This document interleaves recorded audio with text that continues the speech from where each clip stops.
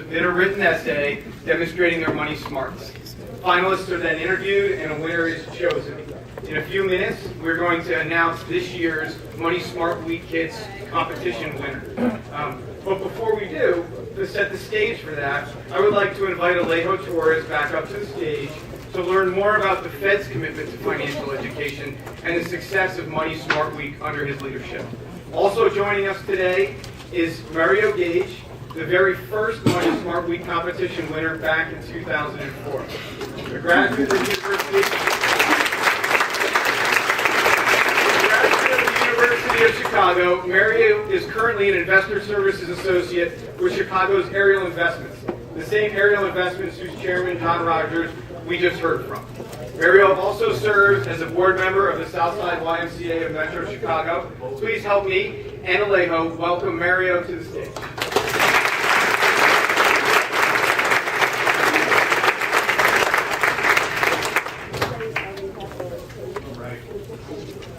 Everybody hear me? Yeah. Excellent, excellent. So Alejo, I'd like to start with you for our conversation. The Federal Reserve's program, as I've just described, has grown from a local effort here in Chicago focusing on awareness to a national model over the last 14 years.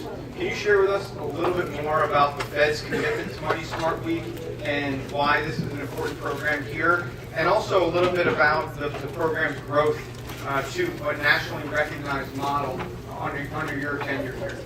Sure. Thank you so much, Dan. I know you gave a nice little introduction about Money Smart Week. There's a lot of folks in the room that are partners with Money Smart Week and well aware of what we are trying to accomplish with the effort.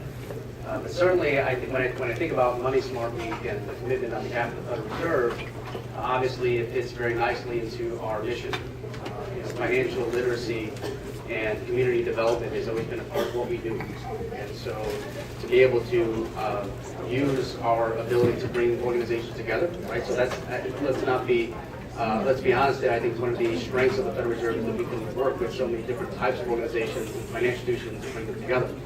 So I think we heard about, John Rogers talking about some of the folks working side by side and not together. Well, Money Smart Week really accomplishes that. And it's really been the phenomenon of the effort where we have this compounding partnerships. And all of these organizations come together to share resources, right? To share ideas and even best practices so that we can collectively move the needle on financial education. So I think that's the real power of the effort and why it's been so successful. If I may follow up on that before we bring Mario into the conversation, twofold. Can you talk a little bit about some of those initiatives that involve other organizations? And also, it's pretty clear that the success of Money Smart Week is in the inclusion of many different organizations. Can you talk about the role that they play in the program that you set up and the growth that we've seen in Money Smart Week to raise awareness over the years? Absolutely. And the beauty of the program really is that we're trying to highlight what's over there, right? What's available, what people are doing. Again, the idea that we can do it better together. And so it is very diverse. We have organizations, as you mentioned, providing thousands of classes and activities across the country, and they are going to be in-person classes at libraries, at universities. We have a lot of apps and web-based programs that we're going to be offering. And they do, just run the gamut in terms of what audiences we're trying to reach and how we reach them. Again, basic budgeting to advanced investing strategies is really covered. And I think that's the other thing that makes Money Smart Week pretty unique. There are a lot of other financial literacy efforts, but certainly this one is very inclusive. And so, we have very traditional programs and activities, and we have the non-traditional. We have classes about how to survive divorce financially, how to deal with gambling debt, just the non-traditional things that really, cause some stress in terms of money in homes and families. And you began to touch on it a little bit, but without giving away the secret sauce, so to speak, of the success of your program here at the Fed, what advice might you have for other organizations, be it banks, central banks, or nonprofits, or even private companies, looking to establish successful awareness campaigns and that help increase the focus and draw attention to financial education? Well, I think the organizations need to be drawn to each other. A lot of times in financial literacy, we have the tendency to work together side by side as opposed to together. So, looking at America Saves Week, Money Smart Week, those other efforts that are inclusive in which we can learn from, right? We don't always have all the right answers. and we can always deliver education better and more effectively if we're working together. So I think that's the advice I would give, and certainly if any organizations that are not part of Money Smart Week would obviously look us up moneysmartweek.org, and that you're able to find not only the consumer-facing information about where you can get information and resources, but also how you can partner with us on this effort, because it really has expanded nationally. We have events in every state. We're partnering on the national level with the American Library Association, Financial Planners Association, Cooperative Extension, and others, and Visa, obviously, and the support you bring to the effort. So, excellent. Thank you very much for setting the stage a little bit about Money Smart Week for those perhaps who are not so familiar, but obviously someone who is very familiar. And Mario, it's wonderful to have you here. Thank you. And Thanks for having me. This is a little bit of a homecoming for you. Yeah, exactly.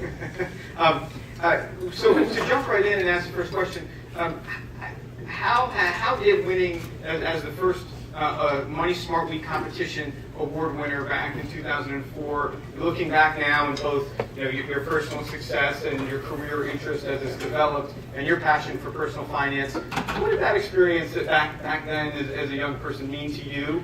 And how did that shape your passion for personal finance? Wow. Well, winning the Money Smart Kid contest changed my life, and it provided me a platform to provide financial literacy out there to people and communities that might not otherwise have access to this information. And I was very fortunate enough to attend an elementary school called Ariel Community Academy.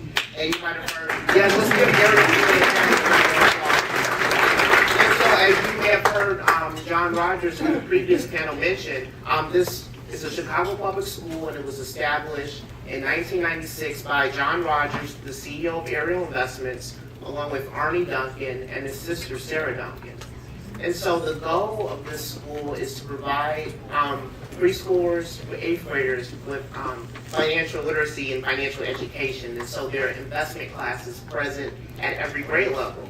And so I began going to this school in 2nd grade, and I graduated 8th grade from there in 2006. And so I had the privilege of, learning about financial literacy, learning about investing. And so I saw the Money Smart Kid Award as an opportunity to kind of go out and take this knowledge that I had been so blessed enough to receive and expand it to other people. And so one of the cool things that I got for winning the contest was actually a membership to an African American youth investment club called Ujamaa Junior. And so Ujamaa is derived from the Swahili word Ujamaa, which is one of the 7 principles of Kwanzaa, and it actually means cooperative economics. And so kind of through my participation in this investment club, I actually started my own stock portfolio where, again, I got to take the knowledge that I gained at Ariel Community Academy and put it into practice. And then in addition to that, there are select members of Ujamaa Junior called the Wealth Warriors who actually travel around Chicago and even the Chicagoland area and past the Chicagoland area to embark on speaking engagements promoting financial literacy. And so I was one of the Ujamaa Junior Wealth Warriors. And so I was able to even extend my reach. And so just all of that happened, though, because of winning the Money Smart Kid contest, really having that platform. So it was really powerful. That's impressive. yeah, that's great. And honestly,